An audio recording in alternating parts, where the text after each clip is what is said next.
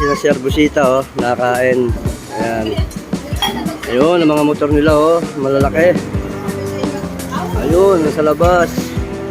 Dahil nung makita ko siya ng personal, sabi ko baka pwede ko magpa-picture, okay lang daw. Napakabait talaga ni Sir. Ayun, bilang isang rider kasi, napakaswerte na makita natin yung idolo natin. Yan tayo ng sticker.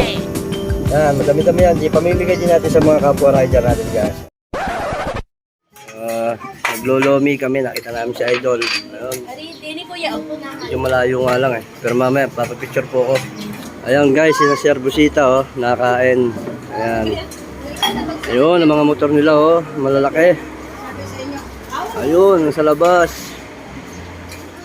Malalaki. Ayun nga mga par, dali-dali lang nagpunta kay Sir, kay Idol. At talagang mapigil na kay sarili at kagalakan. Dahil nung makita ko siya ng personal, sabi ko baka pwede ko magpa-picture, okay lang daw. Napakabait talaga ni Sir. Hey guys, nakapagpa-picture tayo, medyo nangangatal pa.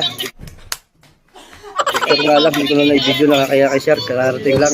Kakain din dito sa may kinakain na naming pansitan. Ayun, nakaupo si na Sir doon. Oh, ayun, kulay puti. Pagpa-picture naman, hingi pa tayo ng sticker kay Idol. So ayun mga lads, maswerte tayo bilang isang rider kasi napakaswerte na makita natin yung idolo natin, si Sir Busita, ang tagapagtanggol ika nga ng mga rider na medyo, sabihin na natin mga rider na abuso, diba? Ayun, hindi ko napigilan magpa-picture kay Sir. Hanggang picture lang, napakabilis talaga. Yun lang nga guys, binigyan tayo ng sticker.